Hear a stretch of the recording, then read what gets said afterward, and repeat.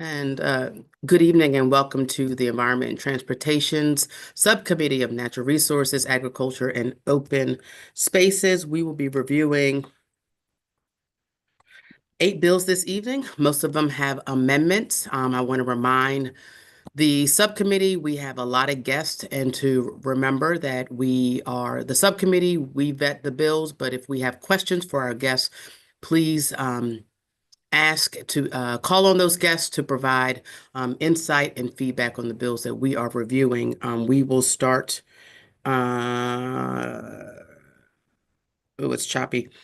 Why don't we go ahead and start with, let's go in order. Kristen, let's start with 114, 13, and 720, since that way you don't have to go back and forth. We can just take all of yours, if that's helpful. Sure, that's great. Thank you. Whatever works. Yeah, let's go over 114. I know a couple of people have talked to me about this bill, and to remind folks what that bill is again. Yeah, so House Bill 114 is primarily making changes to provisions of law relating to pesticide applicators. These changes are being made in response to an EPA action regarding who can apply restricted use pesticides. So the bill requires that each commercial application of a restricted use pesticide be done by a certified pest control applicator or certified public agency applicator, and it would eliminate the ability of a non-certified individual to do a commercial application of a restricted use pesticide under the supervision of a certified applicator. The bill also makes changes to provisions relating to private applicators, which are those applications in agriculture, and it would establish additional requirements that must be met in order for a non-certified individual to do a private application of a restricted use pesticide under the supervision of a certified private applicator. Um, so what's basically happening is for applications of restricted use pesticides, they can really only be done by a certified applicator. And then in cases of the private applicators, they can be done under the supervision so long as the non-certified individual goes through meets certain federal requirements. Thank you. Kristen, I do want to bring up before I call on Delegate Foley. I totally forgot about this, and I do apologize that the city had sent a position, a letter of concern. It talks about the revisions, the bill. So it says essentially Baltimore City's Department of Public Work operates a pest control team under the Bureau of Solid Waste, and the team oversees pest management efforts and primarily focusing on rat abatement through rat rub-out program. Um, the program primarily uses non-restricted pesticides approved by the Environment Protection, the EPA, and the Maryland Department of Ag. They rat robot program conducted over 60,000 inspections across the city, including proactive investigations, abatement. They said the bill does not allow for the transfer of liability through written consent agreements, a practice currently used in programs like the rat rub-out program. Such agreements are essential for balancing operational effectiveness with legal protections for public agency operators. Without these provisions, the bill could impose significant operational challenges for city pest control efforts. Yeah, I forgot about that testimony, but thank I you for did too. raising that.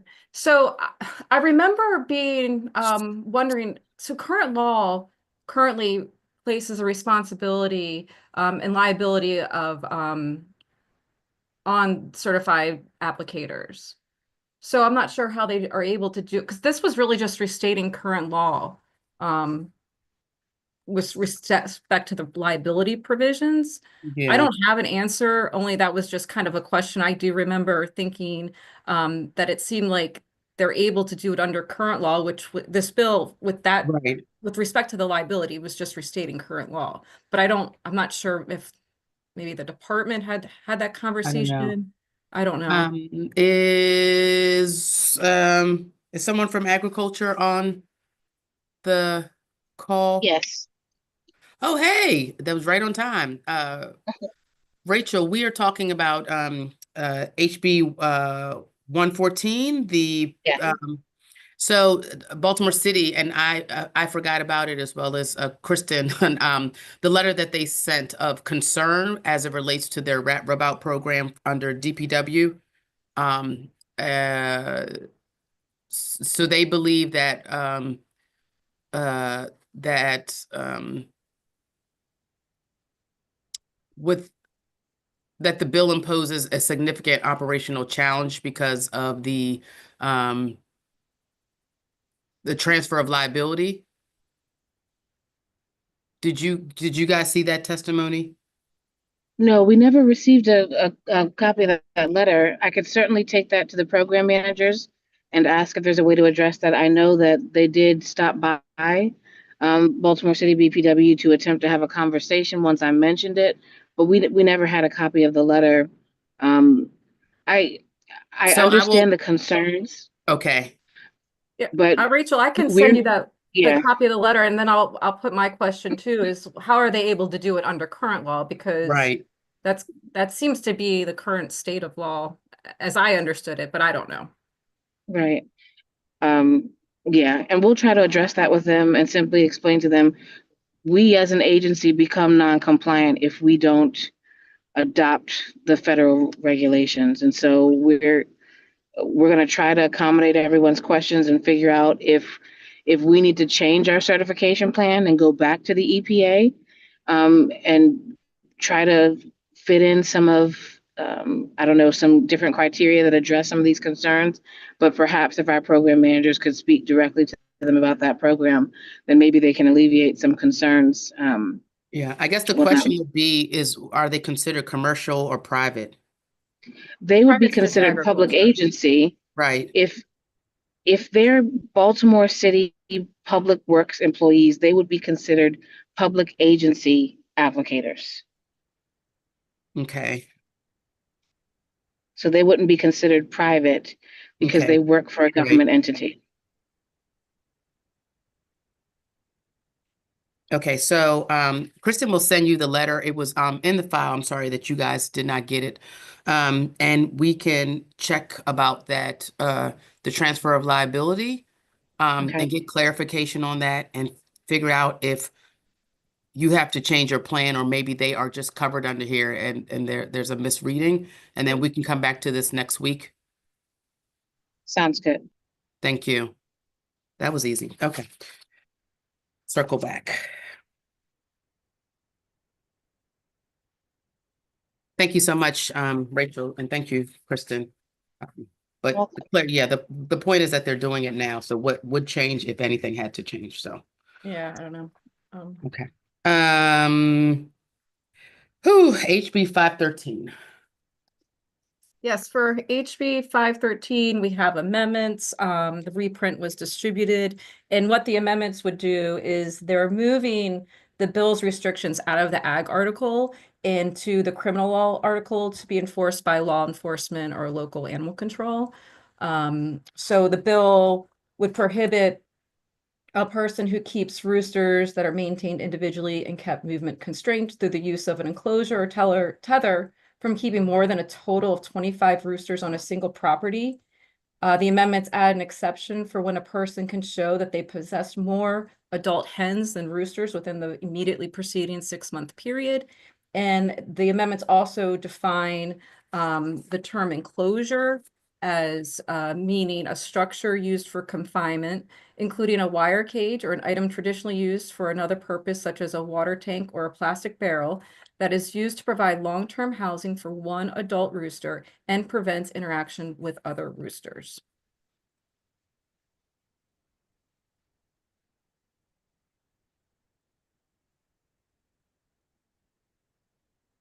So I would like to have lengthy discussions on this. Delegate Foley. Oh, I was going to move the amendments, Madam Chair.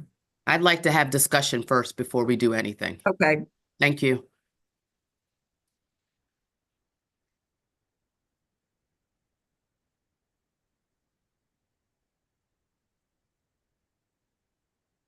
And I don't know if everyone has fully read the reprint. Delegate Ziegler. Thank you, Madam Chair. I think moving it to the criminal code makes a lot of sense. Mm-hmm. And I feel much more comfortable with the bill as it is now. Mm-hmm. So just Yeah. hearing that. I would like Delegate one Delegate Baker to weigh in because he had the questions about the enclosure, and I'd like Delegate Jacobs and Otto to also weigh in.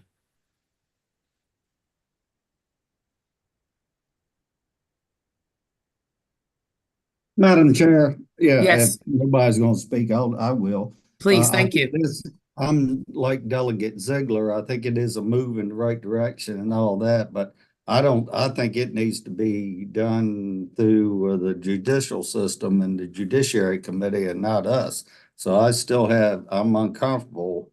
I'll vote for the amendments, but I probably will Yeah. still vote against the bill. Well, So I'd like to just say really quickly that the chair has solicited the chair of Judiciary to look at this. So we probably will not move this bill today until we get the opinion from the Chair Clippinger from Judiciary about the fact that we did, in fact, and thank you to the Department of Ag, move this to the criminal code. Kristen? Sorry. Yeah, all I wanted to say, just to remind the committee that this committee has handled animal welfare bills in the past. And also the amendments did change the penalty from a misdemeanor to a violation would be a civil offense. A first violation would be a warning. A second would be a civil penalty of up to $500 per rooster. And then the third or subsequent offense would be a civil penalty of up to $1,000 per rooster. But I primarily just wanted to remind the subcommittee Yes. that, for example, the most recent one I think we handled was dogs in extreme weather. Yes. Mm-hmm. But as you mentioned, the chair is checking in with the chair of Judiciary as well. Delegate Jacobs.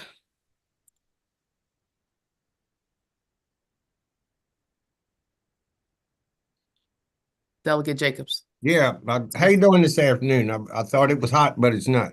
Okay. So now it is. So I think it's an improvement over what we've been discussing. But, all along, I felt like we should be addressing the issue of what we're trying to address rather than talk about how many roosters it is.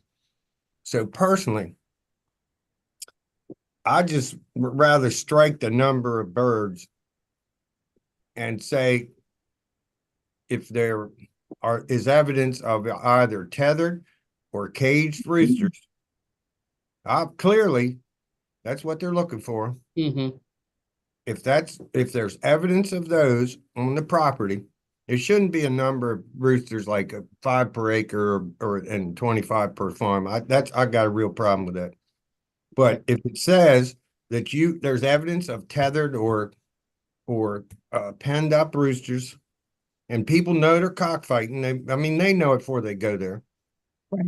Then you have that probable cause through the judicial branch rather than through the ag article, and I agree with that. But I just take the roosters out of it and say if there's evidence based on the tethering or penned up roosters. Well, I appreciate that. And- So and just so get- you know, I don't. And You just get away from the 5 and the 25. That's how I got Okay. with that. So in the reprint, the keep more than 5 per acre on a single property has been removed, and what was added was keep more than a total of 25 roosters on a Right. single property. I'm just saying that those numbers being specific. So what you're saying is it's not about the numbers. You think if they see it and there's evidence, even if they had one, it would be every week we get a little closer. Last week we'd started talking about tethering and the pens, which is closer to what's telltale of what they're doing. I'm just saying, everybody knows that if they're tethered and they're in these cages, they know what they're doing. What difference does it make about 25 roosters on the farm? okay. Noted. All right. Noted. That's my 2 cents. Thank you. We appreciate it. Delegate Ruth. Thank you, Madam Chair, and I had one thing I was going to mention, but I did also just want to address what Delegate Jacobs said. And if I understand what he's saying correctly, that would actually be a looser standard. So if somebody has one rooster and they're tethered, you would be okay with that being probable cause, as opposed to if they have to have 25. I'm just trying to understand. So 25 would seem to be stricter, like. Delegate Jacobs? The 25 is what's on the farm, not what's restricted. That's what's on the farm. Right, but I'm not saying what I'm trying to say right. So Well, if what you have to have at least 25, then there might be some who slip through the cracks who have 24 or 23. If they have, if we have the same standard, but they don't have to have a minimum number, then does that increase the risk that there will be people caught up that are not cockfighting? So what we've been dealing with this bill for a couple of years is for the ability for the police, because they apparently don't have the probable cause at this point, to go on the property and where they think there's cockfighting occurring. So if what really constitutes the probable cause in this legislation, that could be in this legislation, is the tethering or the penned up of the birds, and clearly they know it before they ever walked in there. What's the point of saying, well, you've got 25 birds on your whole farm? I mean, that's the part that I just don't think makes sense. Mm. I'm more zeroed in on the issue of what we're trying to address than I am the number of birds on somebody's property. So, go ahead. Could I'm I- sorry, Sheila, go ahead. Could I ask Jennifer Bevan-Dangle to address that? To address what specifically? The question of if we removed the number, what would be possible implications of that? Yes. Thank you for the question. And actually, we thank Delegate Jacobs for that suggestion. We agree. I think that the language that this committee has sort of pushed this bill towards does give better clarity around what we're really looking for, which is individually penned up roosters. And so striking the number sort of gives more flexibility to the animal control officer. If it's 24 and they're all individually tethered, we'd still love to see them able to act. So we actually would support striking that. Okay.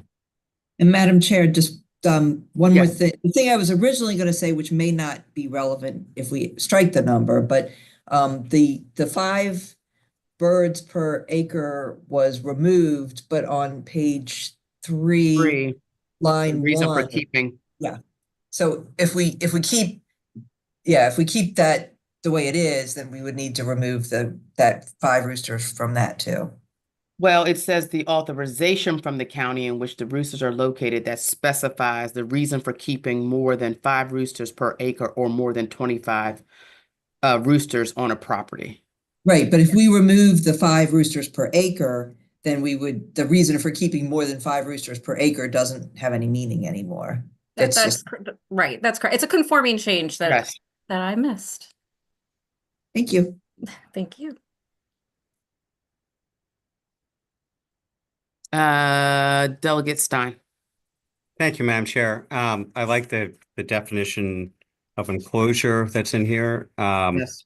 And if Delegate Jacobs is fine with taking out the threshold number of 25 roosters, I mean, what he says makes sense, and I'd be fine with taking out any numeric requirement as long as you've got, I guess, one rooster that's penned up this way. Yeah, I guess. Thank you, Mr. Pro Tem. And I guess the question for Jennifer is that, and again, we don't have a slough of these cases, but I know there have been some extreme cases. But in the cases where they were, how many roosters did the individual have? If you can answer that. Yes, Madam Vice Chair, the cases that we see in rural areas are often several hundred, but there was a case, I want to say Anne Arundel County, I'd need to verify that was the location, but there was a case where there were 15 birds. And we do sometimes see cockfighting cases, which are obviously illegal under city code, where people have 5 birds in their basement. So while we usually think about these very large cases, the number can really vary. Because so somebody could essentially just have one. They could certainly have one, that they're having, for the purpose of selling Right. for cockfighting. Typically a breeding situation, we're going to see more. Got it.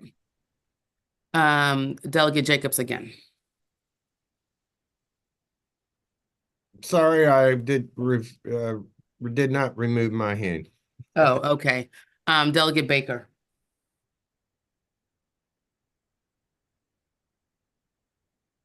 You're muted, sir. You're muted. You are correct. I'm unmuted. Yes. There, we So want to back- hear you. So back to the numbers of roosters. So you're talking about eliminating the maximum number of roosters you can have on a farm. And also in there, it talks about an acre. What about the lots up to an acre? I know people out my way, they might own 3/4 of an acre, 8/10 of an acre, and no neighbors. So how will the numbers affect them? The language regarding on a per acre was taken out by amendment.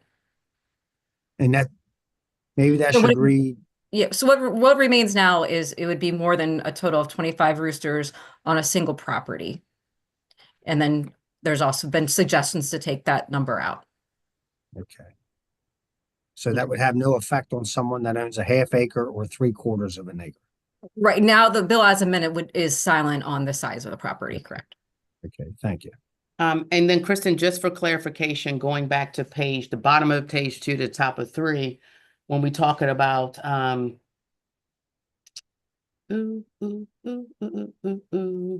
the member of the 4-H, membership in a 4-H Future America, then talking about authorization from the county in which the roosters are located that specifies. And so you're saying, and to Delegate Ruth's point, that you would get rid of number 1, the reason for keeping more than, or would you remove the number and just saying the reason for keeping roosters? Or we will remove that altogether if we remove. I'll have to look at that, but I think it really would be up to the subcommittee. I think right now, as the amendments were handed out, what would be taken out would be the more than 5 roosters per acre, because corresponds to what the changes were in these amendments. If the subcommittee decides to also take out the 25, you could still include just like the reason for keeping roosters on the property and just eliminate Yes. the number. So Yeah, you can keep that requirement, but just like Yes. in other places in the bill, you would just take out the number. okay. Delegate Baker, did you have additional questions? Oh, no. Okay, so because we are waiting on the Chair of Judiciary to give this one final look, and because there have been discussions about removing amendments, I would need a motion. I think to move the amendments excluding line 15 and adjusting line 1 on page 3. Would that be correct, Kristen? Yeah, and honestly, I mean, I think that's just a technical change that sometimes after a meeting that I would catch. So I think you can certainly do it. That way sounds fine. That would be fine. As So long I as, need as a- long as I'll you, move that. I'll move it.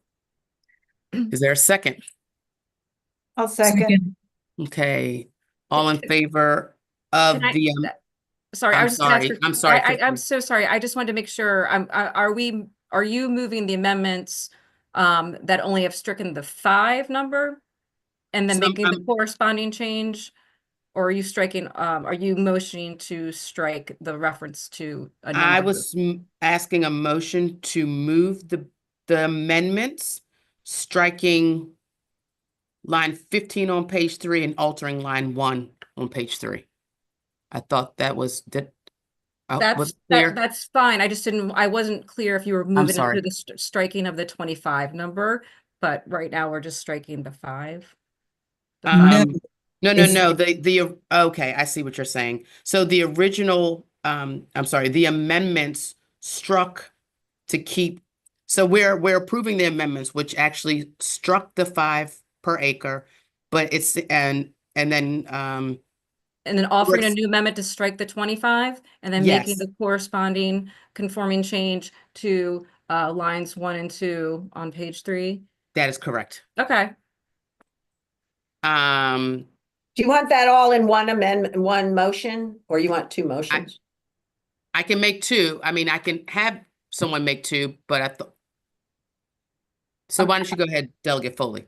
Okay, I think for maybe if we could do it this way, let's, I'll move that we accept the amendments that were distributed first. There's and then- second. And then, yeah, and then we can do. Second. Second. All in favor of the amendment, signify by saying aye. Aye. Any nays? Any abstentions? The amendments have been moved. Now, there needs to be a motion to, Madam Chair, yes, can I make the Yes. motion? to, I move to strike line 15 and 16 on page 3 and to make the conforming changes to line 1 on page 3, line 1 and 2 on page 3. is there a second? Second. Any further discussion? Delegate Otto? Madam Chair, I think this discussion has cleaned that up and I'm good. You're good. You're happy. That's what we're here to do. We're here to make you happy. That's why I Okay. wanna vote against the bill, but So all in favor of the amendment, the altered amendment, signify by saying aye. Aye. Aye. Any nays? Any abstentions? Okay, so we have moved the amendments and the altered amendments, and I will wait until we get final word, and then we will hopefully move the bill next week. Is that good?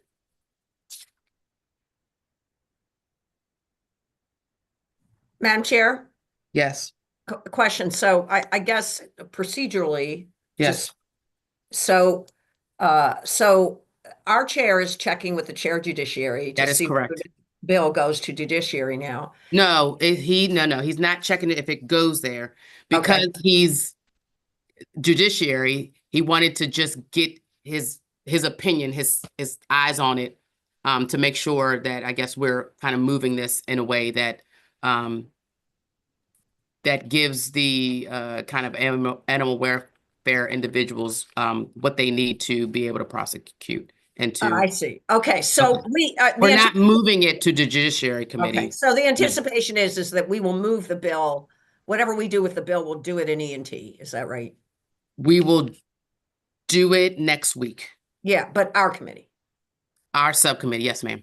Okay, thanks. I'm sorry, I was not clear. So we've amended the bill, and then next week, given the word from the chair from Judiciary, we will move the full bill favorable out of subcommittee.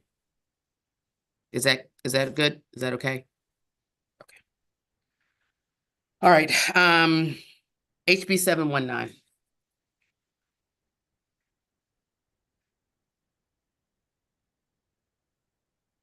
Madam Chair, Yes. Want to stick with Kristen's bill? I think 72. I'm sorry, wrong bill, 720, sorry, thank you, Kristen. Yeah, so House Bill 720 is a departmental bill that's repealing provisions that establish and govern the Summers Cove Marina Commission and the Summers Cove Marina Improvement Fund. And in place of those provisions, establishes authority and responsibilities of the Secretary of Natural Resources relating to the marina. The department did submit amendments in their testimony, and a reprint was handed out earlier today. Those amendments would direct any revenue from the marina to the Natural Resources Property Maintenance Fund, which is an existing fund within the department. It would establish a new Summers Cove Marina Advisory Commission in the department to advise the secretary on managing, operating, and improving the marina. It would convert the existing Natural Resources Property Maintenance Fund into a special fund where interest is credited to the fund.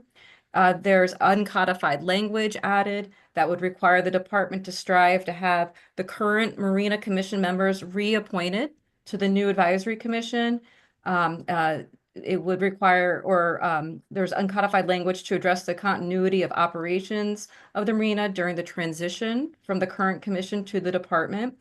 And then finally, there's uncodified language being added that would require the current commission to transfer the remaining balance in the Marina Improvement Fund to the department's Natural Resources Property Maintenance Fund on or before the effective date of the act.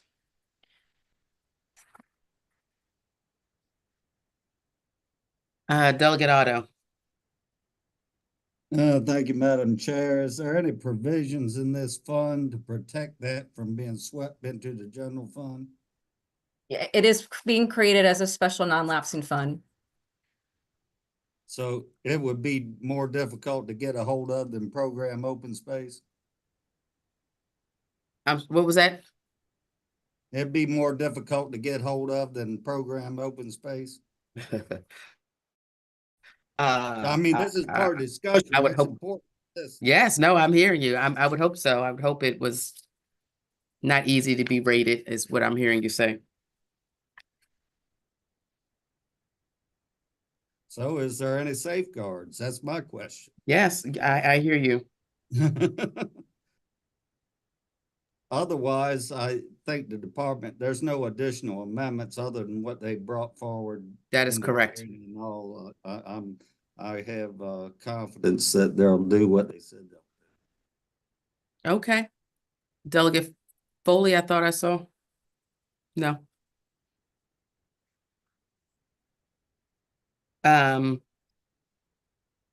Is there any other questions? Kristen, I can't remember if we talked about if we were waiting for anything else with this bill. Not to my knowledge, no. It was a pretty quick hearing. I think only the Yeah. department weighed in. Yeah, there was no other testimony. Madam Chair, I'd move the amendments. Is there a second? Second. Any discussion on the amendments? All in favor of the amendment signify by saying aye. Aye. Aye. Any opposition? Any abstentions? Amendments are passed. Is there Madam Chair, I move the bill as amended. a second?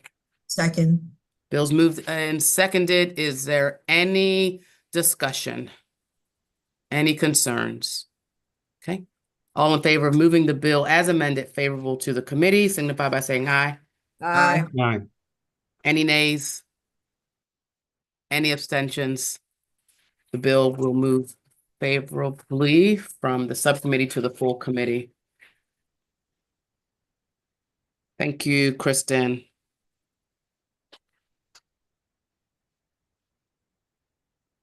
Patrick. I think the chair's in his office right now talking to him. Oh, so- boy. No, all good, I'm sure. Principal's office. Sorry, Madam Vice. That's okay.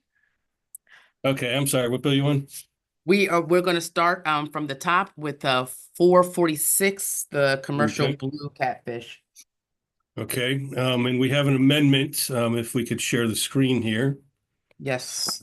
that, Meredith, can you share your screen with the reprint of 446, please? I think, Meredith sent it out earlier today. He I did. know some of you have seen it and the department has seen it. The amendment basically strikes the bill and establishes, or requires the department to establish a blue catfish pilot program modeled after one that they have already established. But there are some different spelling outs. The program is required to have two pieces, which again, their current program already has. The first is a for-hire commercial blue catfish program. Second is mid and lower bay blue catfish trot line program. And then, of course, any other program they determine to be effective. The first one, the for-hire commercial, again, they're currently running, authorizes eligible participants to run for-hire and commercial fishing trips simultaneously. And then to make any regulatory or administrative changes it believes will increase the commercial harvest of blue catfish. Obviously, something we want to encourage. Now, under the mid and lower bay program, trot line program, the department, they're scientists and they like to go slowly and carefully. Sure. I got a sense from the subcommittee last week, that you want to push it a little more. So it requires them to authorize the use of finfish trot lines south of the Bay Bridge to the maximum extent feasible to harvest blue catfish. But it also authorizes the department to restrict areas south of the bridge where finfish trot lines may not be appropriate, for bycatch reason, user conflicts, or any other issues it considers important. And it's important to note a lot of people were talking about the shark pumping areas in the Right. south of the bay, but that was just an example. There are many other areas that we wouldn't know that they would know that may be appropriate not to run this finfish pilot program. And then we stole some language from one of Delegate Jacobs' other bills requiring the department to consider for the harvest of blue catfish under either program, the use of electrofishing, longer finfish trot lines up to 2,400 feet, eliminating the number of hooks on a trot line, and authorizing non-corrodable, authorizing use of hooks that are not corrodable. And then it also requires the program to stay active during the cold water seasons of, currently, and then next fall and winter, even after they've submitted a report, until the end of the pilot program, which would be after next session at the end of June. So, even after they're done the report, don't finish the pilot program, keep it going, and then keep updating it as you find things that work and jettison things that don't work. Thanks for your package. So on page 2 of the reprint, page 2, D2I, under the mid and lower bay blue catfish trot line program, the department shall authorize the use of finfish trot lines south of the William Preston Lane Bridge, Junior Memorial Bridge, to the maximum extent feasible to harvest blue catfish. What does that essentially mean, feasible, to the extent feasible? What feasibility are they speaking of? Well, first of all, I wrote this. They didn't write that. But the maximum extent feasible means, you're limited by the amount of people you can get out there. You're limited by the areas where this is appropriate. There are areas that may be appropriate, but they don't even know yet. I mean, this is going to be by definition, it's a pilot program. It's a learning process. So there could be any host of variables involved here. Okay. But, again, as much as you can, get them out there. Okay.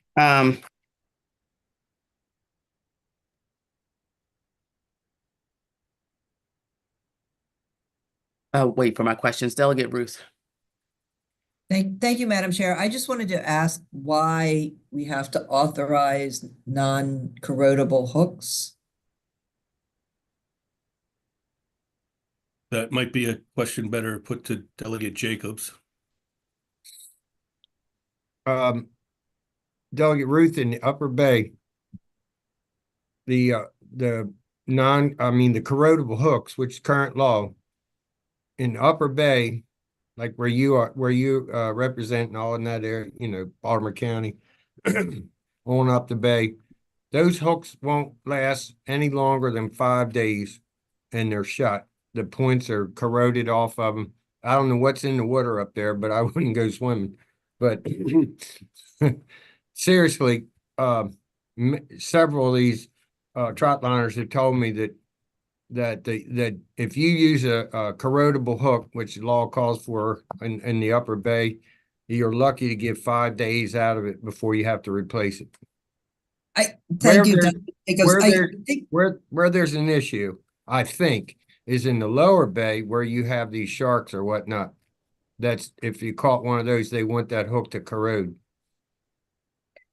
Thank you. I guess that was my question, though, I don't understand. I know what corrodable means, but why is it that non-corrodable hooks are not allowed? Well, it's a part of the bay that I think there's a species. It could be the sharks. I'm not sure if it's them exactly, but there's, there's an area where that's what they're trying to protect. But I can tell you the reason that I got that in there is because especially in the Upper Bay. The hook life is ridiculous. It's like 5 days, you gotta replace every one of them. And that's very costly. Thank you. And it's not a bycatch issue. It's not an issue where you're catching other fish, where you need a corrodable hook. It's just there's something going on up there in the bottom of the water. I don't know what's going on, but don't go swimming. Oh gosh. Is DNR on the call? I see Paul Yes. Padillo, but I think I see Sarah's on there. Sarah Woodman. I'm here. Can you talk about corrodable and not? Sure. I'm happy Yeah. to. So there's kind of two similar gears that we cover in regulation. One of them is this finfish trot line that's more specific to the Chesapeake Bay and tributaries. The other one's a short line, and that's specific mostly to like shark tuna fisheries off the coast in the Atlantic Ocean. And and it's because of, I believe, federal law, they do have to be corrodable hooks for that shark fishery off in the Atlantic, but that's the only place on the Atlantic coast that we allow short lines to be used in our state because it's a gear specific to like shark and tuna fisheries. But I'm not aware of any restrictions we have for corrodable hooks. Like I think you could use them currently in the bay. Like we don't have a problem with people using But I guess I think, non-corrodable hooks now. right. I think to Delegate Ruth's point, like why corrodable versus not corrodable? Like, is it something with the fish? Is it something with the bay? Like, what is the purpose or the point? I don't, other than, Can I say something to Sarah? Sure. Sarah, they do enforce it in the Upper Bay, the hooks. They take magnets on the boats and check the hooks. I will have to look into that. I'm not sure why they do that. NRP police do check the hooks and make sure they're corrodable hooks even in the Upper Bay. I'm not aware, but I can look into that. I don't know why that would be. Well, that's the current practice. I mean, they called me and told me, the fishermen did.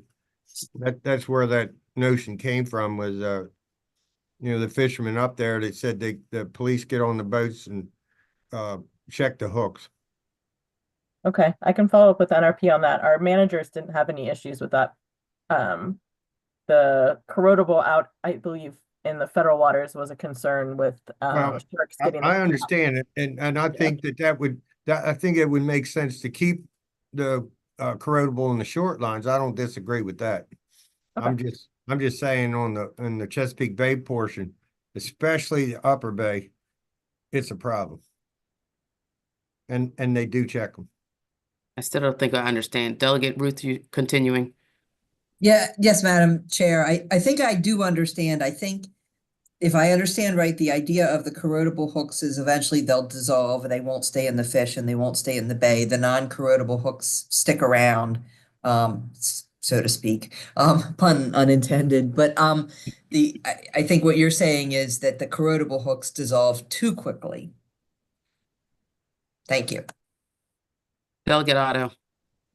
Thank you, Madam Chair. My concern is with the sunset here ending. It's not at June of 26 is not going to end the ability for this program to continue, will it? I mean, they already have the authorization. It's designed to give the General Assembly next session to look at it. Okay. So yeah, it says it'll remain effective through June. So they will give the report to us by December and. Right. Okay. Sounds good. Thank you. So it's saying it continues through, but then we'll also get the report then as well. Okay. There any other questions, and are there any other additions to discuss this? And so we're essentially codifying the pilot program that DNR is currently doing. I'll move the amendment. Is there a second? Second. Any discussion on the amendments? Any further discussion? Anybody want to talk about corrodable hooks? Okay. Let's have more discussion about corrodable hooks. I know. All in favor of the amendment signify by saying aye. Aye. Any opposition? The bill is amended. So move. Second. Thank you. Any discussion, further discussion on the bill as amended? Okay. All in favor of the bill as amended, signify by saying aye. Aye. Aye. Any oppositions? Any abstentions? The bill will move favorably to the full committee.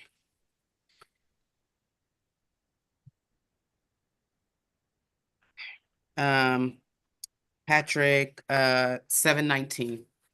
Okay. All right. Excuse me. House Bill 719 is state boat act alterations. Excuse me. Conforms to statute governing personal flotation devices with U.S. Coast Guard requirements. Repeals requirement that DNR boating regulations be published in the newspapers of general circulation. We all know that language. Creates a voluntary 2-year non-motorized vessel decal for $12. Increases fees for boat manufacturer dealer licenses, certificate of number application, replacement or corrected certificate of number, Maryland use sticker application fee, and adds a fee for a replacement sticker, and a certificate of title, all to support DNR boating activity, and increases full funding limits for the Waterway Improvement Fund.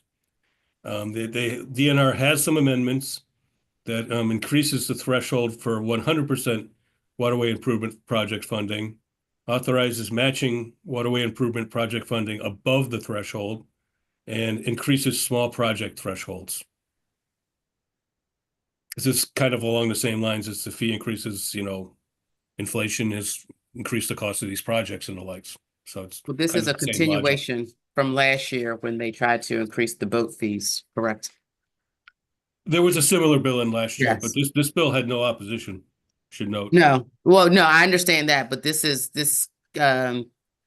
pares down from last year. Last year, for instance, there was a tiered Right. boating Correct. fee. This is There just is no one tiered fee. fees in this bill. Correct. And just so I remember,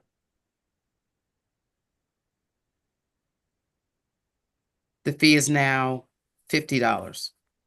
Well, there's a number of different fee changes. Yes. Hold on. Now I'm confused.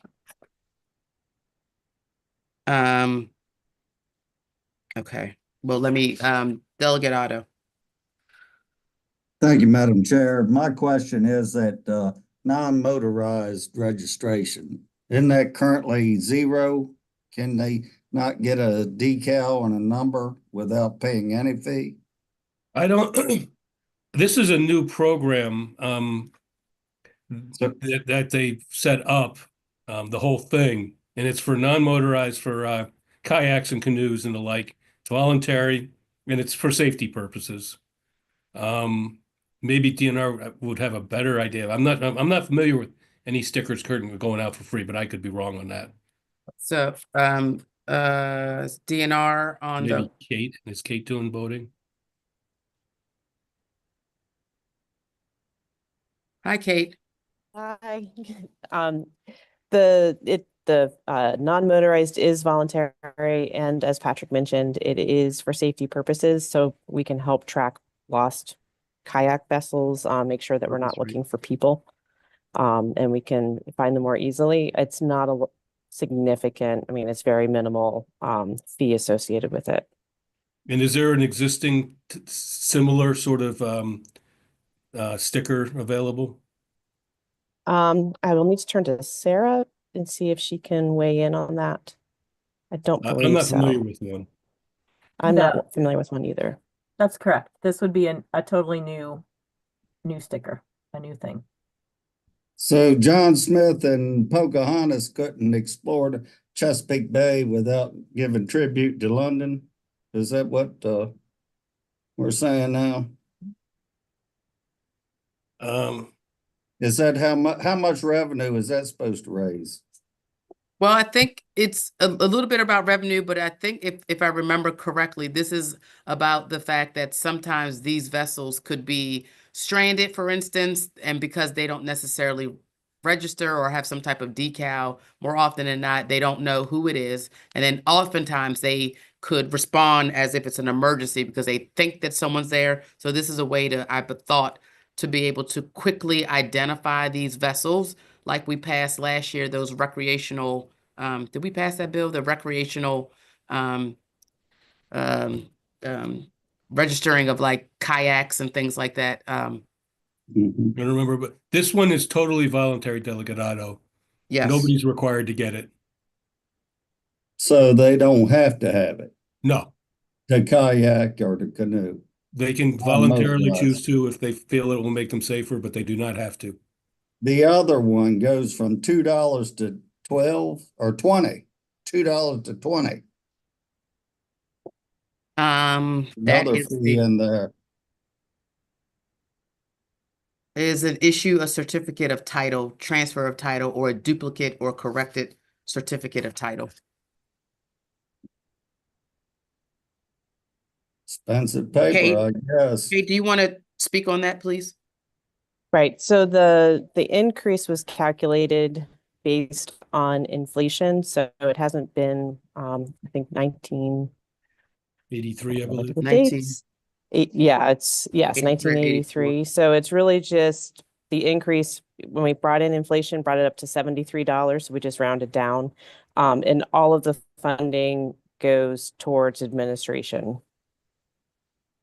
So that's registering the boat or what exactly does this? It goes to support the licensing center, so it will, all of the associations with registering, supports our licensing centers. It's all administration that the State Boat Act fees support. But what do I get for that $20? The $20 is for a certificate of title, a title. transfer of title, or a duplicate or corrected title. Hmm.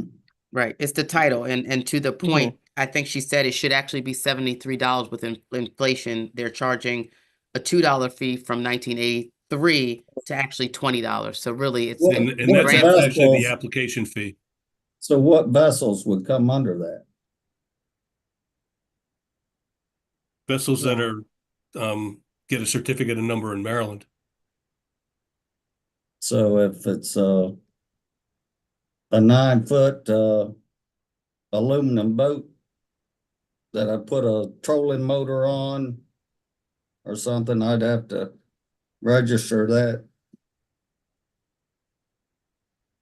That's been, so it's not changing who's already required to be registered. So that is staying the same. So if you're already required to have license and registration, this is simply increasing the fees. And So this the is, only, this is annually or it lasts for 2 years. and you send out a notice to renew or? It's just like a Yes. vehicle registration every 2 years. So we'll get a letter in the mail to sign up and send a check or? maybe do it I'll online. defer to Sarah Widman on the exact specifics of the processing, but yes, I mean, it is, you receive the notice and you can do your registration online. We're also launching a new licensing and registration online system this spring that will also, make streamline the. You're on mute. Kate, you're on mute. Okay, I think my connection slowed down there. I That's okay. apologize. So the process is moving to a new online licensing and registration system that will be launching this spring, but everything, we're working to modernize our system so that it makes it as seamless and easy as possible. So what's that expense? So we got a 10-fold increase in the registration and So lettering. the new system has already been budgeted and paid for. So this will help maintain that system. But again, all of the State Boat Act fees, which have not been increased since 1983, they will go 100% towards licensing and registration administration. Thank you, Madam Chair, for your time. Yeah, no problem. Delegate Foley. Thank you, Madam Chair. So for some reason, I missed the hearing on this. I might have been in another, I might have been doing another bill, but, or I would have asked this at the time. So I'm looking at the fiscal note, and I believe I saw this in the bill too, that says that all of the notice and hearing and petition requirements for DNR regulations pertaining to the State Boat Act are repealed. They used to be fairly rigorous. I mean, in the current law, they're fairly rigorous. It was advertise in at least 2 daily newspapers and at least 1 weekly newspaper. Maybe that is required, maybe that isn't, I don't know, but we are talking about regulations across the state. And then 45 days, and then citizens can petition to on the regulations at least 15 days prior to the effective date. And then they have to conduct a public hearing. And what I'm reading here now is none of that is required. There are no, is that correct? There are no publication or hearing requirements for any of these regulations pertaining to the State Boat Act. Is that right? No, they still have to follow the notice requirements under the Administrative Procedures Act. What are those? Same for any regulation adopted by any agency of the state. I know, but what are those? Like, You can got to publish in the Maryland Register. You have to run it through ALR. but there's no citizen involvement or anything like that in those. Well, yeah, there's notice and comment, sure. There'll always be a comment period. Why was this in the bill if it was already covered by the other? I mean, why was it in the law if it Well, was that's what already they said in their testimony, that this is contradictory. This was enacted before the Administrative Procedure Act. Okay, I see. All right. Like I said, I missed the bill hearing, so I apologize, but you know, I just so what you're saying is that they can't just implement any regulation without any kind of notice or Oh, no, not at all. okay. Okay. All right. Okay, thank you. Delegate Baker. Thank you, Madam Chair. I'm just trying to get some clarification and make sure I understand. So if I put my kayak on the Potomac River, I do not have to register that. Correct. No, If I put my canoe on the water, I don't have to register that. no, Correct. If I put a flat bottom boat, 12-foot flat bottom boat with no motor, do I have to register that? Mm, Whatever has to be registered now, nothing changes with that. This does not change. This bill does not change what has to be registered. Okay, so in so if it doesn't have to be Right. registered, it doesn't have to be registered now. But Okay. this bill offers a voluntary registering of that type of boat. To have a sticker, a decal. no fee? There's a fee, Well, but it's you have to pay voluntary. for it, but it's voluntary if you want it. If you decide that you want it because your boat gets away from you more often than not, and you can't find it, and DNR finds it, they know it belongs to Terry Baker. So if I don't want to register it, then I don't have any fee to pay. Correct. That is correct. Okay, so the next question, how does this affect West Virginia residents? I'm on the Potomac River, the opposite side, West Virginia banks. Well, I think it would depend on what state the boat is registered in. Chances are West Virginia. It's in West So Virginia. if West Virginia doesn't require the same registration, they can still put the boat on the Potomac River? Probably. So then it would be advantageous for me just go borrow a friend from West Virginia's boat. Well, depends on the type of boat. Is Sarah or Kate, do you know if there's any reciprocity? I know there's fishing reciprocity with West Virginia. And I don't that's know about boating. reciprocity. I'll defer to Sarah Widman on that. You know, just let me know. You don't have to. Well, no, it's we're all here. We all want to hear. So I'd like to hear what Okay. Sarah has to say. I'm not aware of any reciprocity on the boating end. So it would be wherever your boat is registered and titled. That's the state. So Yeah, there's out-of-state boats on the bay all the time. yeah. Okay. Okay. I'm good with my canoe. That's what I wanted to hear mainly. Well, we like personal endeavors. Thank you. Delegate Guyton. Thank you. Thank you, Madam Chair. I just wanted, I haven't said anything all day, so I just thought I would throw in that I am an owner of a small fleet of small boats. And my boats have gotten away from me or my children in the past where they've been blown different places or things have happened to them. I think this is a really great voluntary registration process that I would really appreciate being able to subscribe to. So I hope that we do move favorable on this bill. Thank you. We are going to hold this bill for today and address next week, but are there any other questions? Are there any other concerns? Are there any other clarifications needed? Delegate Jacobs. Can we put the revenue in a lockbox? Because the budget, it keeps rating. You know, last year we raised the registration fees on all the other boats for a designated waterway improvement fund, for all these projects. And now Yeah, mine. that bill didn't pass, remember? Out of the Senate. We moved it. The bill never came out of the Senate. The registration fee increase? Yeah, this is a follow-up to that. What's that? This is a follow-up to that. It did not pass last year. All right now. Yeah, remember y'all beat me up on the floor about it? Yeah. I didn't. Well, I'm Your just friends. concerned. I just want to make sure the money goes where they say it's going to go, and it's not get pulled out and put somewhere else. What does that mean? You support it if it does? Well, we'll see. Okay. We'll see what it looks like. Okay.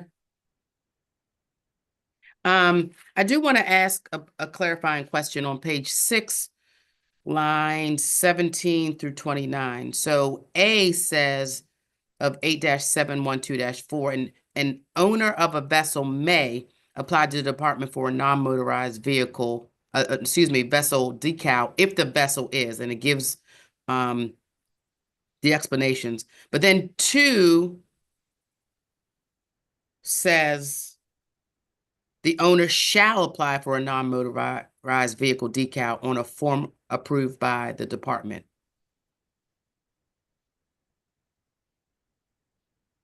That's just saying that if you apply, you shall If you do it apply, together. that's how you apply? That's how I read Okay, it. thank you. Oh, okay.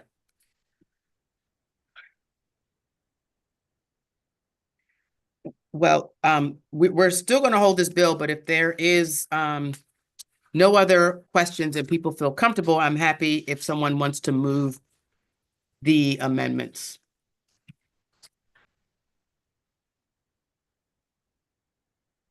Move the amendments. Is there a second? Second. Second. Second, any discussions and any clarifications on the amendments other than that Delegate Jacobs wants a lockbox? No, Okay.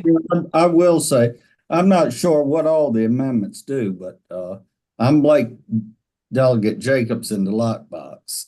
And I think a lot of this bill has some important things in it. I think these wave runners and all that, the registration is important. Okay. So, I mean, there's value in it, but I have problems with be sure it goes where it's supposed to. Fair enough.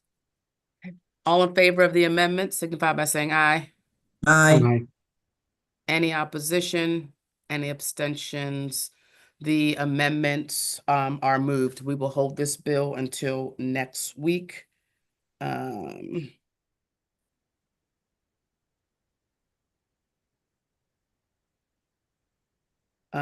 Patrick, we can go to 857.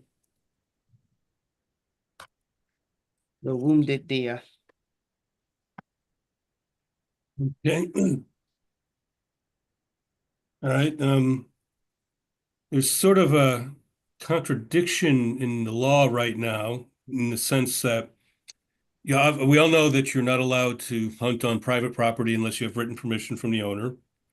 That's well understood. We also know well, we'll get to that later, that there is a norm and a regulation actually of the department, thank you, Paul, that basically requires you to chase down any animal or any deer that you've shot.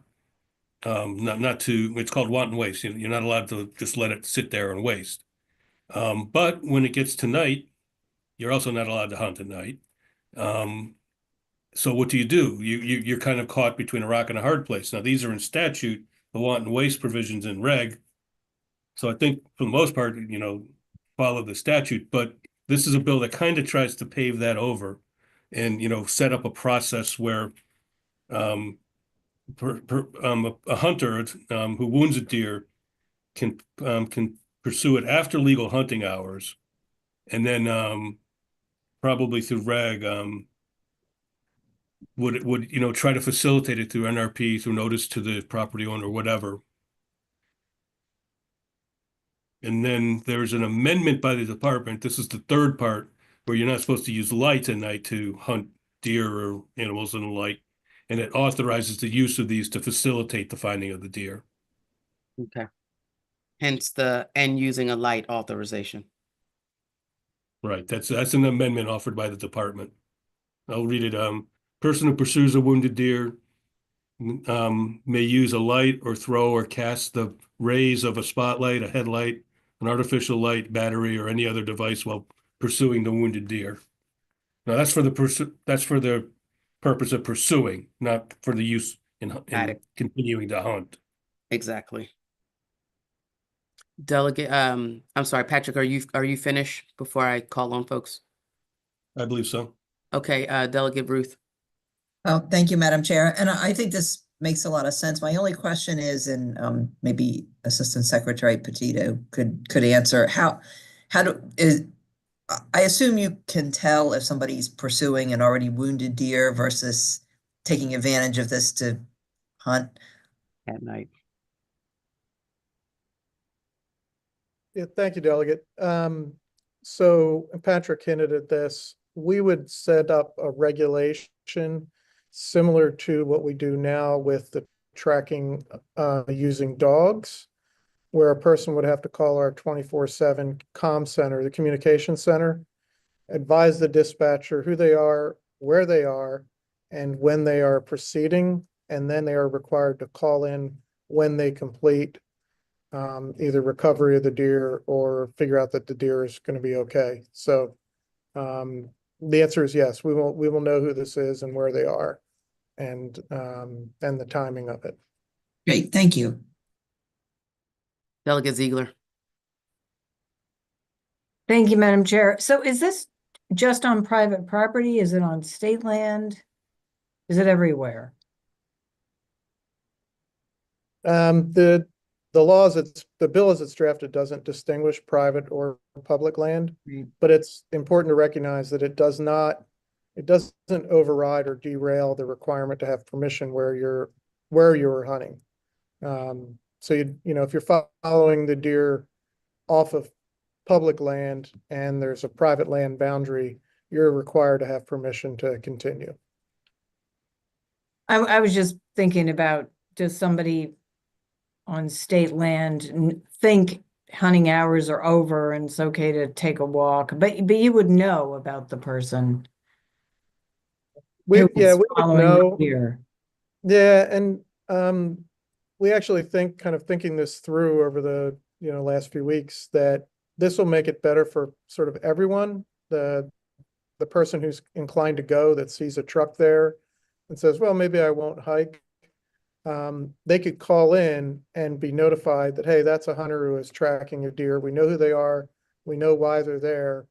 But if that information doesn't exist, then we could send a unit to check on the status of those folks.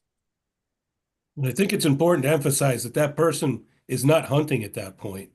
They're tracking. Is that right, Paul? But hopefully, I mean, if it is a seriously wounded deer, hopefully they'll find it and shoot it. But at short range, not with people around. Right. Well, or at whatever range, I mean, I strongly support this bill. I'm not Sure. arguing with it. I'm just asking the question of, We just don't want to be shooting people. Yes, then there's that. Then there's right. So you're worried about just the process to ensure that, Yeah, just if it's on public, if it's on private land, presumably the landowner knows about it or, whoever. So that's fine. I'm just thinking about on state land. I just didn't want somebody to take a hike thinking that they were safe because hunting hours were over and run into somebody trying to kill the deer they've been tracking. okay. Delegate Foley. Thank you, Madam Chair. So sort of following up on what Delegate Ziegler was asking. My concern is more on private property. So the deer wanders off, as you said, Mr. Pedito, the deer wanders off and ends up on private property. And you said they would have to notify the private property owner. How I'm not clear how the hunter would know that. Like, one would know whether or not they were on private property, and two, how would they notify the owner of the private property? I mean, they wouldn't like have their phone number. I mean, I just don't understand, and I am a little concerned that the interaction between the private property owner and the hunter might lead to something bad, dangerous, right? If the private property owner, I mean, would DNR notify the private property owner? How would that work? Yeah, so Delegate, that's exactly how it works, whether it's daytime or after hours now. The hunter has an obligation to know their property boundaries, irrespective of the time of day. And fortunately, there are a number of very good applications built right into our phones that make it really easy to identify where I'm supposed to be. Those relationships tend to be long relationships with those landowners where people have permission or rent the land to hunt, and the boundaries are well understood. But to your particular concern, and it's a good one, we don't encourage hunters to go walking up in the dark and knock on the door. We encourage them to call that 24/7 communications center. We dispatch a uniformed unit, and that unit, first they talk to the hunter to make sure that they're dealing with the likelihood of a deer that is on that other property. And then they make contact with that landowner, either through a phone call that they can obtain through our communication center. And typically that's the first step, so they don't have to knock on a door. It doesn't happen often, but that's how it would happen in practice. So DNR personnel intervenes and becomes, the conduit between the two parts. It sounds like, right? That's exactly right. Yep. Okay, Yeah, great. we discourage hunters from, being the point of contact, particularly after hours. Okay, great. Okay, thank you.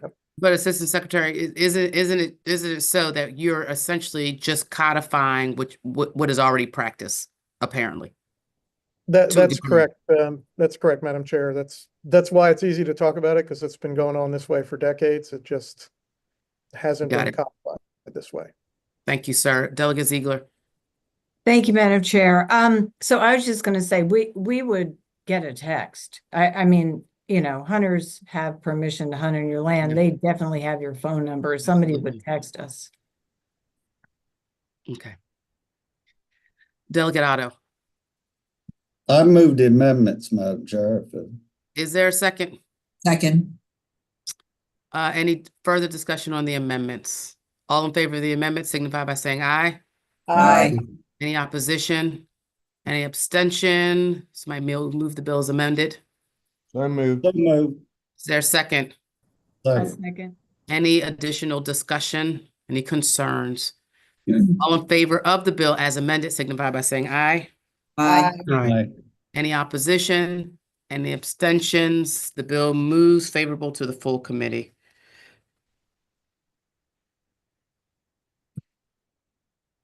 HB 893. Actually, can we go to HB 984? Because I think that'll be quicker than 893. Patrick? 894. Let's talk about bats, baby. Well, this is this is excuse me, what do you call it? Where'd my thing go?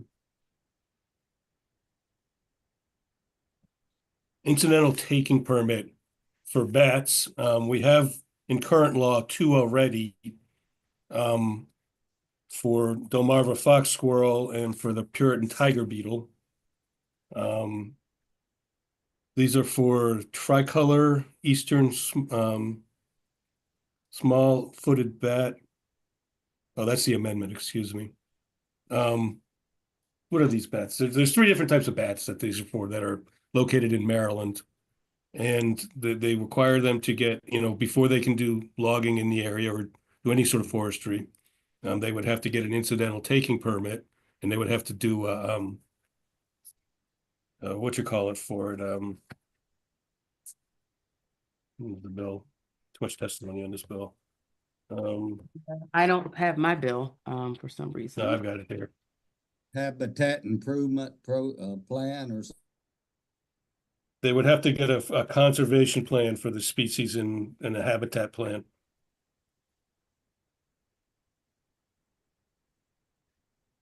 It's really the exact same language, the exact same process as currently for the fox squirrel and the tiger beetle. And you said there were amendments because I don't have a reprint. There are no drafted amendments. There are suggested amendments from DNR. Yes. To add the eastern small-footed bat, another bat that could be coming onto the endangered species list apparently. And just to correct the name of the tricolor bat. And there was suggested amendments, and I'd probably like to hear from DNR on this from the builders and from NAIOP. Oh, yeah. To just accept federal incidental take permits. They didn't explain exactly how that would apply or what that would impact, but certainly not what we did with the other species. Yeah. Is DNR someone on here from DNR that can Thank you, Madam Chair. Yeah, for the question about the following the federal incidental take permits, the existing law codifies the requirement that the secretary can issue incidental take permits for the 2 other species, the Delmarva fox squirrel, Puritan tiger beetle that Patrick discussed. So yeah, we would much prefer that we build this into that existing statute and the process by which we issue the permits and landowners develop their habitat conservation plans. Thank you. Delegate Ruth? Thank you, Madam Chair. So are these bats are endangered? And how endangered are they? I mean, like, are there 6 of them left in the world, kind of endangered? Well, the reason they're endangered is because of disease. Right. How many are left? I don't know. In fact, 2 of the 3 species, I believe, are not quite endangered. They just may become endangered. I think the testimony said that, and that may be the case for the 4th one too. I mean, I guess I'm just thinking if there's 6 left in the world and there's an incidental take of 2, we've just wiped out 33% of the species is kind of where my head was at on that. But so just to clarify, they would have to submit a conservation plan in order to get a permit for incidental take. Is that right? That's correct. Okay. And it didn't seem like there was any unfavorable testimony. Okay, thank you. Other than the amendments we need to consider. Delegate Otto. Thank you, Madam Chair. I sort of think this is a bat conservation bill, not incidental taking, to be honest with you. You're going to plan, they have to have these to get this special exception to harvest timber because there's a potential that the bat may be there, not that they've seen one. Mm, So, mhm. and if they're going to plan to create habitat that's going to be attractive for them and conducive for them and conserve them, I think it's a pro-bat bill. And I don't particularly care for bats, but they do a good job in nature, so I'm not against them either. So I'd move the amendments that the department has proposed and concept, and we can deal with that in the committee. So- Yes, sir. And can we just clarify the amendments are to clarify the name? Correct. Mhm. The tricolor is substituted tricolored for tricolor, and then add the eastern small-footed bat. All right, those are the amendments. Is there a second? No? Second. Sorry, okay. All in favor of the amendment signify by saying aye. Aye. Aye. Any nays? Bill is amended. Move the bill. Is there a second? Second. Any discussion? All in favor of the bill as amended signify by saying aye. Aye. Aye. Oh my God, I know it's getting late, y'all. Sound excited. Any nays? Any abstentions? The bill moves favorable to the full committee with the amendments. Let's go to HB 93 for the end of the night. Not for This is a you. good one.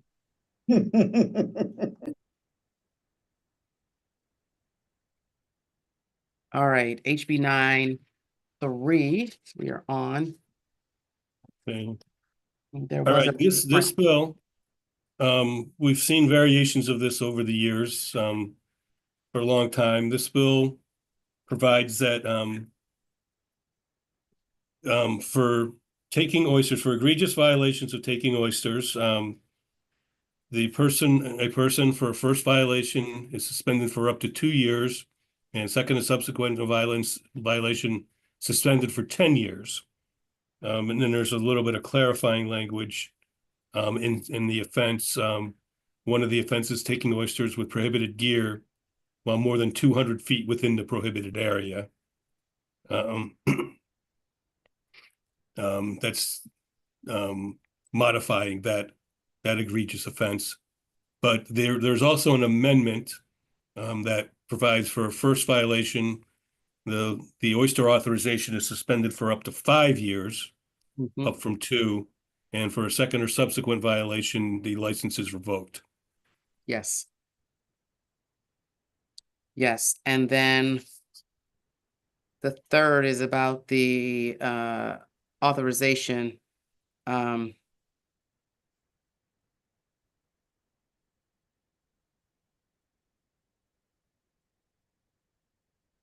Those who had revocations and their ability to come back in so long as they don't have any other, I believe, violations should be.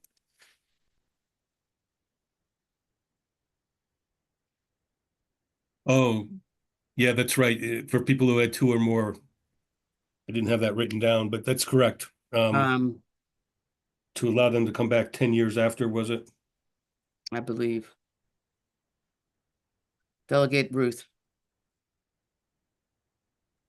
Thank you, Madam Chair. I think this seems like a reasonable compromise. I mean, this is a serious issue and it does have the knowing standard, but I do think giving people a second chance, but we give people a second chance in other areas of the law. So I think this is a good way to recognize that it's serious and still have the opportunity for a full revocation, but not, First offense. yeah. Also, Madam Chair, just, I think this might be a conforming change also, that it's, on page 2, line 26, revoke was changed to suspend. It should but- say suspend or revoke. It says shall suspend the persons. authorization to catch orders and, Well, Delegate Ruth is correct. It will say suspend or revoke. okay. So Right, so on line 26 on page 2, right? Is that? correct. Yep, okay. It should say or revoked, okay. Delegate, Jacobs. Thank you. So Patrick, let me break this down so easier to understand, for everybody to understand. The people who have their license are revoked now until July 1st, 2025 would fall under the first offense 2 years and the second offense 10 years. They would go to suspended. And then anyone that was caught after July 1st, 2025, first offense would be 5 years, second offense would be revoked. Is that correct? The second part is correct. I'm trying to remember exactly how we were dealing, because we were giving people who have currently been revoked more than a second chance, but then most of them would have been revoked after the first shot anyway. Mm-hmm. And I'm just trying to see how these amendments fit into the bill. It's like the ones that are revoked now are in one section, and then the ones that would fall after July 1st, 2025 would go to the 5-year period. Is that correct? If there was one. They'd be subject to current law Right. in the 2 years, and Well, nobody would be subject to the 2 years because that's not law right now. there you go. If the bill passed. If the bill passes, then it would be 5 years. Now, we were going to put a provision in for people who have already been revoked. And I think we're going to say, after 5 years, get back in line. And then if you have a second violation after that, then you're revoked again. Yeah, I saw that. Madam Chair, do we want to hold this bill and just make sure we get this right? Yeah, can I call on Delegate Guyton first?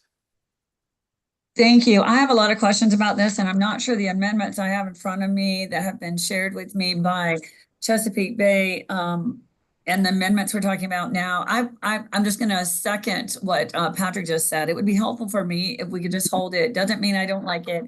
I just need a little more study on this and some Do conversation. you need study, or you want study for someone else? Because if someone else is in the room, then we should ask them to speak. If not, No, I need study and to make sure that these align with the notes and the amendments that I have in front of me. But I can abstain from this as well and just let everyone vote. If you want to vote, go ahead and vote. no, I just didn't say I don't want wanted to vote. What I'm saying is Okay. that if you have something for the body, for the group to discuss, bring it out for discussion. It's what I'm saying. If it's Right. that you want to call on somebody to talk, please do so. I do not. Okay, And Delegate Madam Ruth. Chair, I will get out a reprint. Of what we just talked about, but everyone should have the reprint that I sent. It'll update that. I understand. Delegate Ruth. Thank you, Madam Chair. And I just wanted to ask Allison Colden what Chesapeake Bay, their position on this change is. Certainly. Thank you, Delegate Ruth. Thank you, Madam Chair. We also provided some proposed amendments, which conceptually seem to be relatively aligned with the amendments that you all are discussing now, but I can run through them really quickly so you all can understand some of the differences. So similar to the first offense, our proposed amendments say up to 5 years. And then any subsequent offense would result in a revocation. So that is similar, I believe, to the amendment that you all have in front of you.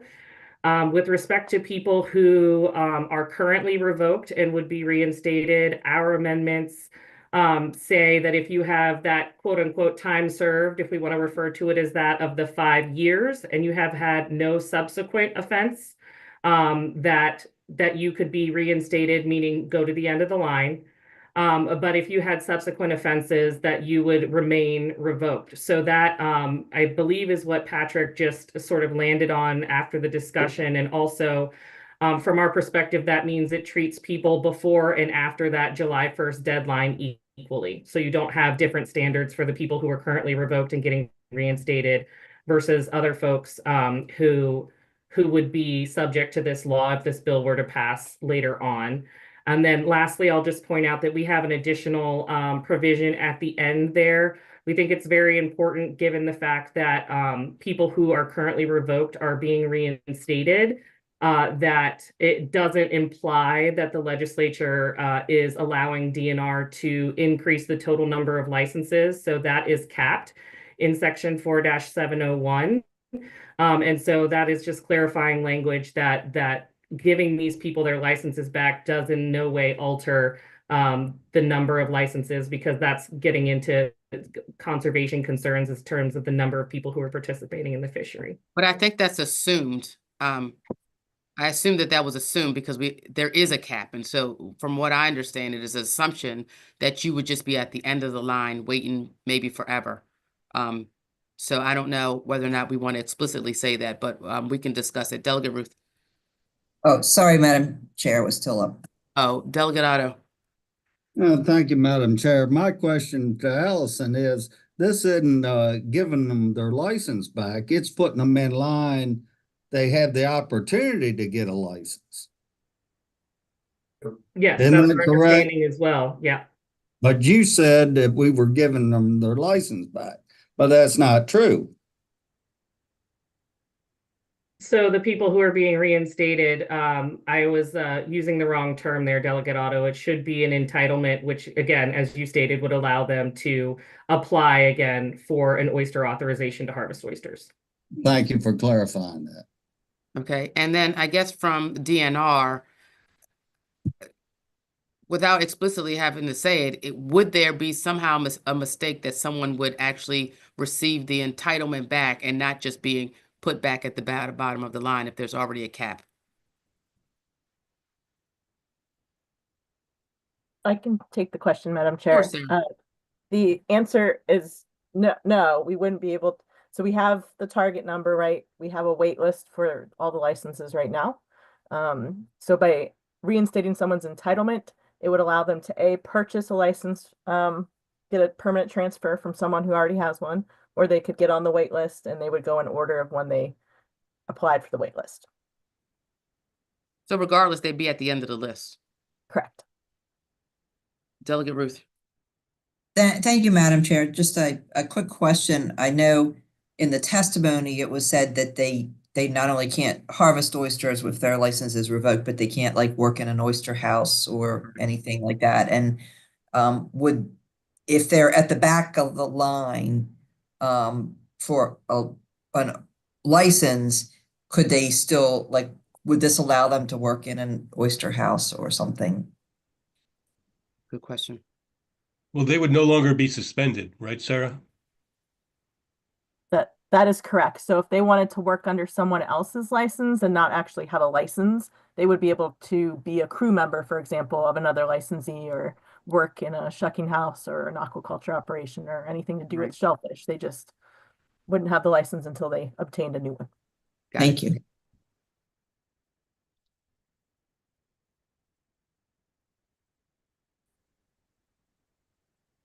Any further discussion? Delegate Guyton, has some of this been answered for you, or are you still? Yes, ma'am, it has. I was just going to review it on my Yes, I was just going to review it on my own because I have it all here and it's my responsibility, but thank you for clearing that up. So Patrick, do we want to talk about some of the clarifying amendments that we may be adding to this bill? So it was, well, it's mainly the amendments for the people who've already been suspended. Okay. And then the amendment on page 2 to say suspend Yes, or revoke. Yes. Before may change. And Madam Chair, I'll look into the 4701 thing, but I suspect we don't need it. Okay. And Madam Chair, just the same issue on line 17 as well on page 2. Suspension or revocation. Uh, That would be the same kind of thing no, as I line. see.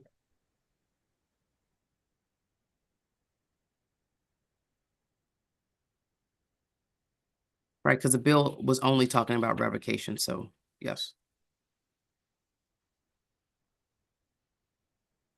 You would probably also take care of it in 32 and 33. And line 5 as well.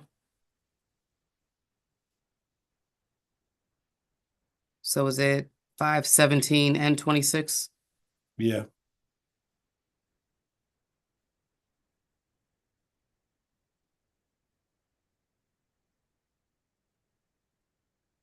Okay, and 32 is fine because we're just talking about the suspension.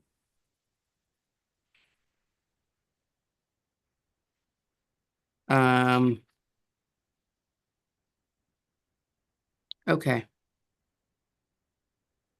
So I guess we're gonna hold this bill to next week. We'll get those clarifying amendments and we'll hopefully all agree and move this bill next week.